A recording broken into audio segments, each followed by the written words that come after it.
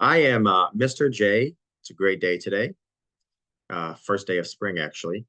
I always like to start my classes with a corny dad joke, and today's is this. I had an accident while playing peekaboo. Now I'm in the hospital. They put me in ICU. Ba-dum-bum. All right. Two deep healing breaths, in through the nose, out through the mouth, preferably with your eyes closed, but any way you feel safe is great. So you're breathing in those delicious warm cookies. But they're too hot to eat, so you cool them down. Maybe you're breathing in pizza, just came out of the oven, but it's a little hot, so you're cooling it down. Alrighty, alrighty. All right. This class today is a very, very, very broad, general overview of ways to ask questions. So we won't get into necessarily anything deep on any particular topic. It's just a very broad overview of how to ask different questions to get better answers or better responses. Some of you listening, watching may be relentless question askers. Your gnawing curiosity causes you to constantly seek information while talking to people. Not to mention, there are many different motivations behind the questions that we ask. Uh, a lot of times, the questions that we ask aren't even the necessarily what we want answered, um, which is a whole nother topic. When we ask questions with genuine goodwill, we can increase trust and strengthen the relationship. We have to be very careful of our saboteurs. What are our saboteurs? Are we people pleasers? Are we avoiders? Are we controllers? Are we, those are the saboteurs. To get to know a person's background, the better you know your conversation partner, the better, and the more effective your communications will be because you can tailor your messaging to what matters to them. Plus, people are fascinating and we have much to learn from each other. So, what's your story? How did you learn to? What was your upbringing like? What's been your favorite role or job? What are you currently working on? So many times, especially at a social event, one of the first things we want to find out from somebody is what do you do? Or what did you do? Or what's your job? Whatever. When I heard a saying before, and I actually like it. It's don't focus so much on being interesting, focus on being interested. Because when people feel that you're interested in them, that's when they feel that connection, that trust, and they want to open up to you more. To understand feelings, we aren't always rational or logical. Many of our decisions and reactions are emotionally driven. Asking thoughtful questions can help us understand what's driving a person's actions.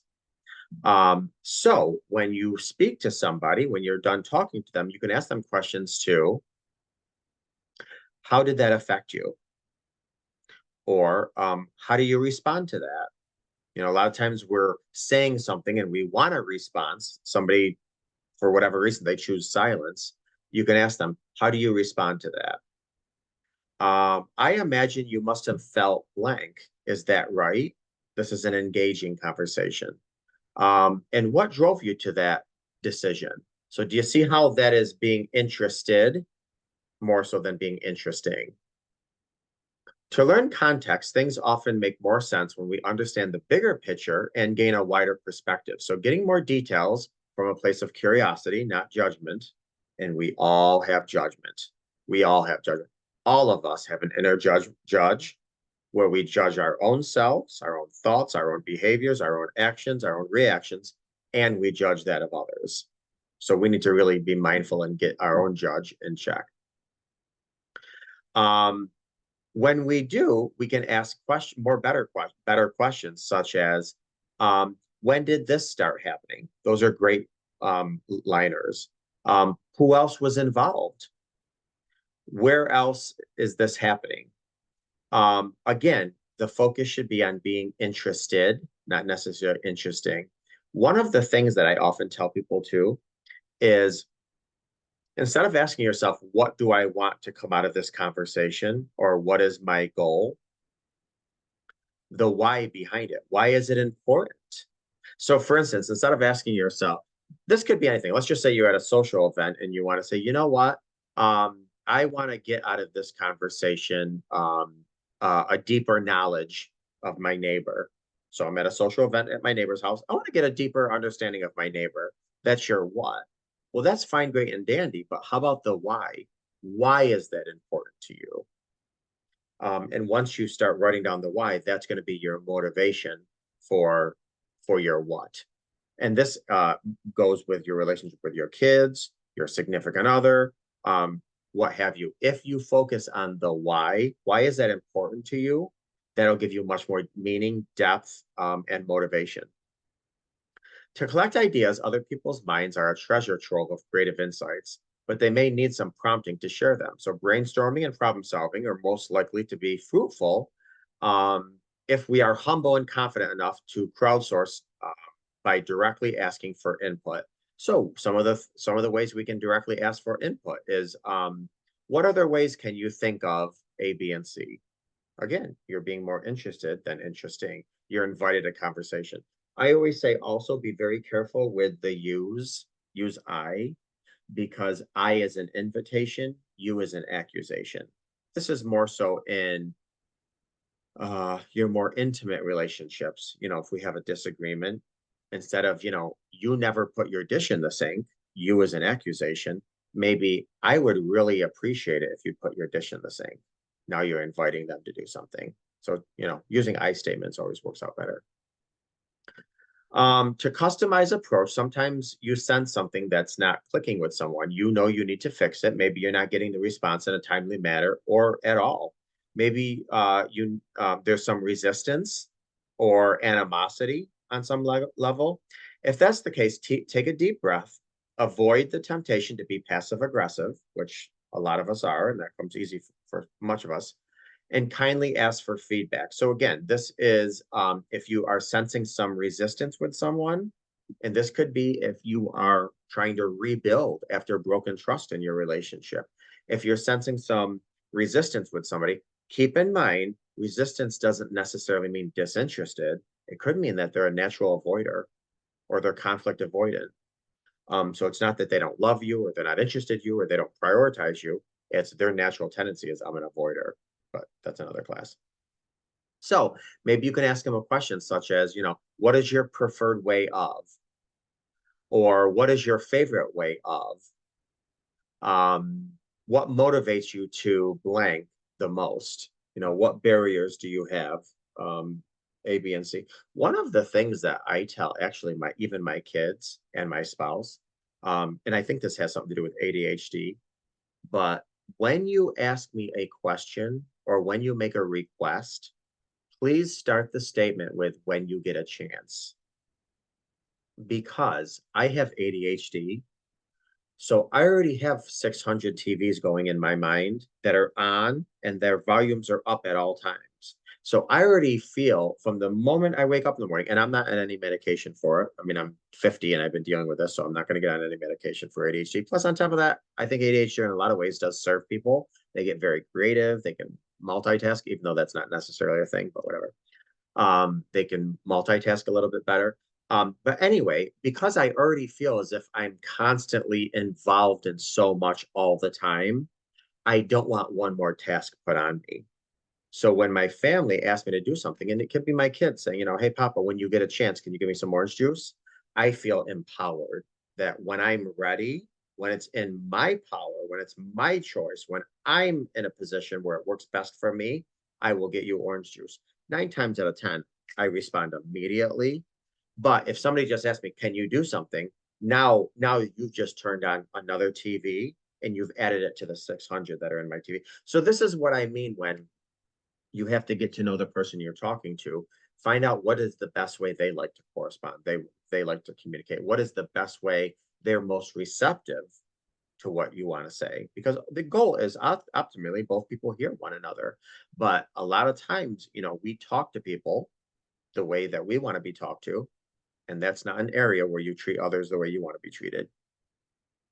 So to clarify goals, do you ever feel like you're in a group project with no clear direction? For many of you, do you ever feel like you're in a relationship or a marriage with no clear direction? When a project or communication in a marriage lacks clarity, a lot of time and energy is wasted being confused and frustrated. So try being proactive and ask for the instructions needed to move forward.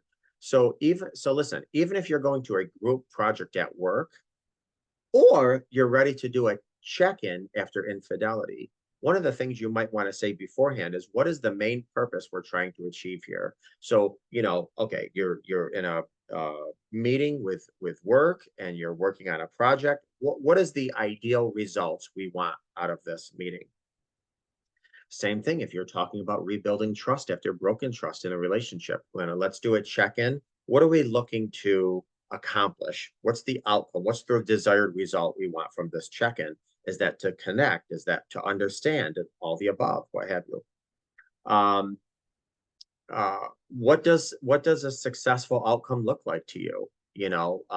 Does a successful interaction look like, again, from a business standpoint, what we have blueprints of a model that we want to construct?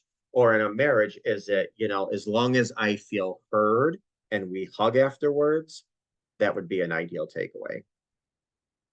All right, it's not just the way we say things, but it's how we say things, which I say all the time. Tone, delivery, not interrupting, um, uh, um, yeah, all those things. Acknowledging, validating, that goes a long way.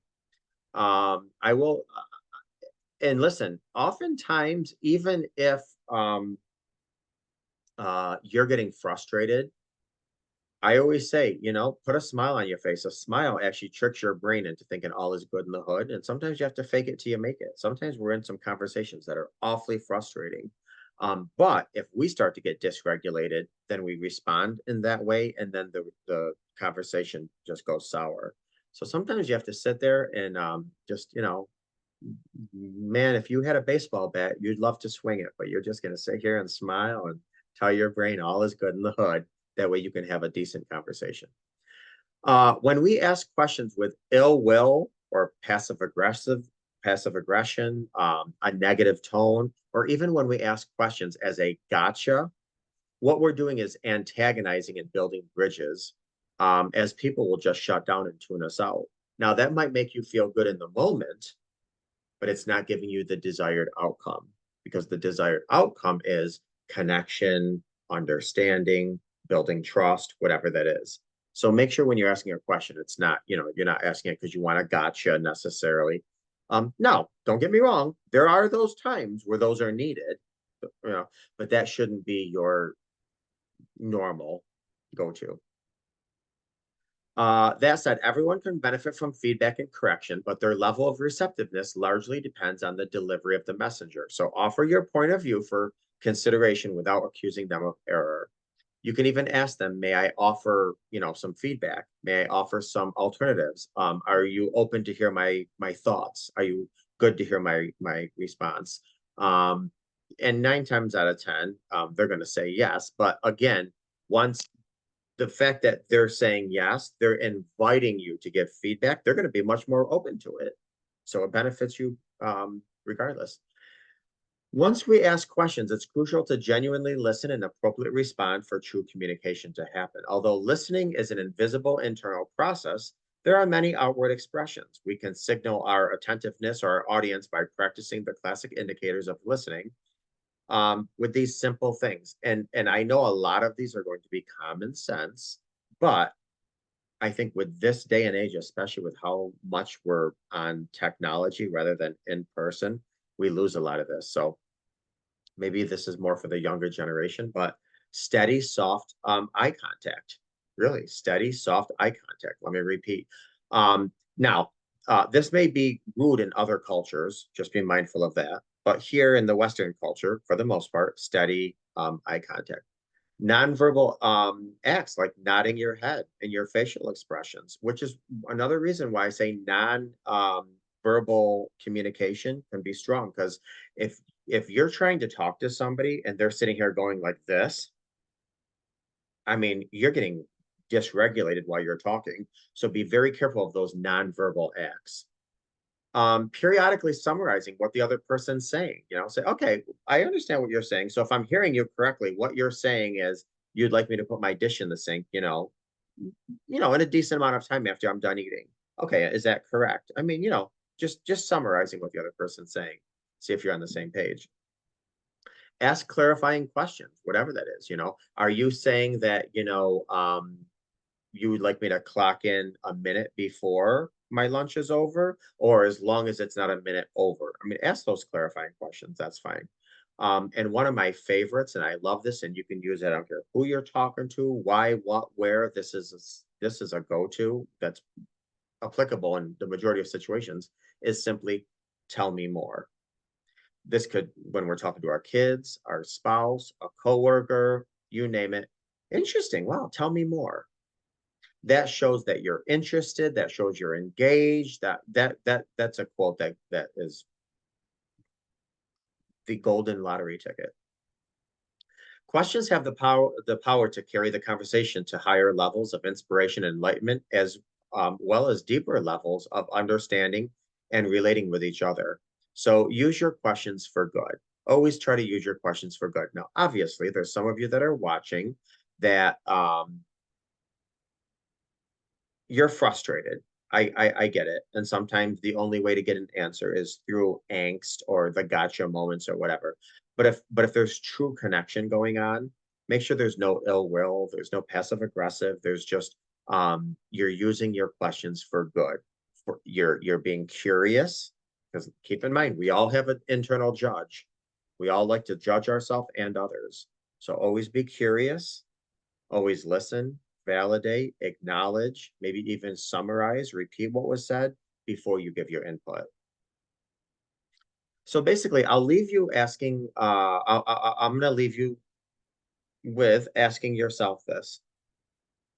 What will I do today or this week or this weekend? What will I do in my life that will improve the way I question people, the way I communicate, the way I talk?